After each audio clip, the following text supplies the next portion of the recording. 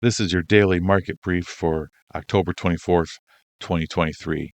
I'm going to start with gold futures chart, then we're going to hit silver, GDX, the 10-year Treasury yield, S&P 500 futures, and then we'll finish with Bitcoin. Currently, we are looking at the gold daily futures chart. Prices, if they close at this level, they will make a swing high from this day, and that could lead to a further correction. In a strong uptrend, which I still believe this could possibly be, I'd like to see prices making new highs, every marginal highs every few days. So we've been consolidating for a couple days. I'd like to see a strong up day in the next one or two trading days. I don't know if we'll get it, but that's what I'd like to see. If not, we might come back to retest this. Really, I'd have to see like a strong close below this trend line and probably below this 1920 level, 1940 to 1920 to make me think this is turning into a bigger correction. Next week, we have the Fed meeting. Okay, that's going to be a huge event. That's Wednesday. And on Monday, this is important too. The Treasury is going to do their quarterly refunding announcement where they're going to show how much money they need to borrow for next year, first quarter. So we're going to find out. I'm not sure what's going to happen. We just got to take it day by day. There's a million things that could pop off here real soon all over the world. So jumping over to silver, prices are below $23 at $22.95. First, I wanted to zoom out to this big picture chart. I still believe we're in a long consolidation, very similar to here, and we need to get above the trend line. I'm calling it $26. We need to get really above that and stay above it for a few days to signal breakout. Until that happens, anything is possible. Anything's possible. We could see another dip lower. I don't know. We just have to take it a day at a time. If prices do dip, I think that'd be a great buying opportunity, especially for physical metals. So jumping over to gold miners, this is GDX. Okay. I believe this was a bottom. Prices are breaking. They are trying to break out above the upper boundary. We came back to retest it. Technically, this would form a swing high. So we'll see.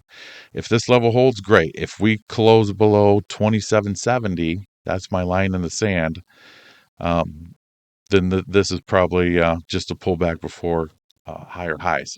I hope. We'll see.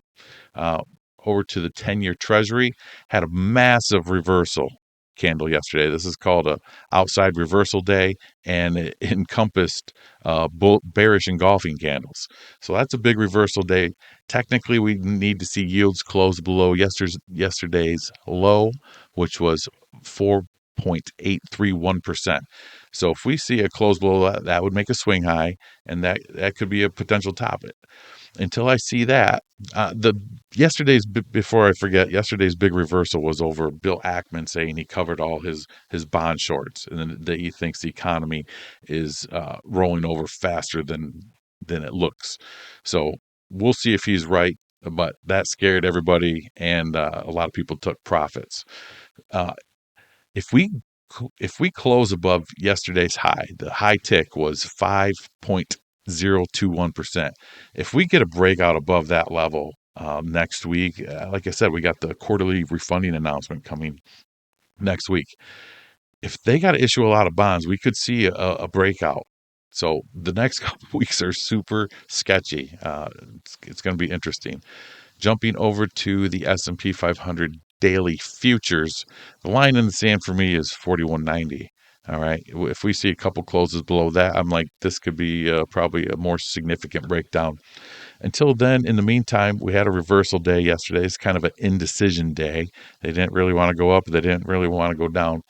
Prices would have to close above yesterday's high, which was 4280, to make a swing low and support the potential for a near-term bottom. Otherwise, this trend looks like it could come back to retest this level, and I'd only get really concerned if we start to accelerate below it. Bitcoin, we're going to start with the weekly chart here. Prices blew through the July high. Over the last 2 weeks, they are up, I think, 25 to 30%. And I don't know why. I have no idea why. And there was, I guess, a inaccurate announcement of a Bitcoin ETF that proved to be false, but I don't know. maybe it's true and people are starting to buy. So the ceiling for me is 37,000. This is kind of where the prior breakdown started. So if we get above 37,000 on a weekly close, I would say that we might actually have a new bull market starting. Until then, I think 31,000 on the downside. If we see a close below 31,000, I think that would mean that prices are probably rolling over, and I still expect lower levels into 2024 when I believe the recession comes.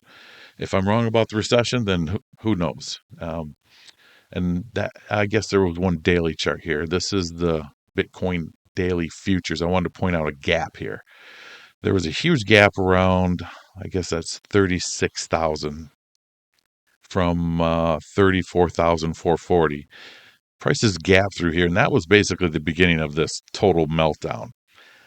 They could come back to refill that, and we'll have to see. If they just tag this area and then roll back over, that would mean that this was just a gap fill and prices, the downtrend's resuming. We'll see. If they get above this level and stay above it and even break above 40, then this could be a new bull trend starting. All right, that's it for now.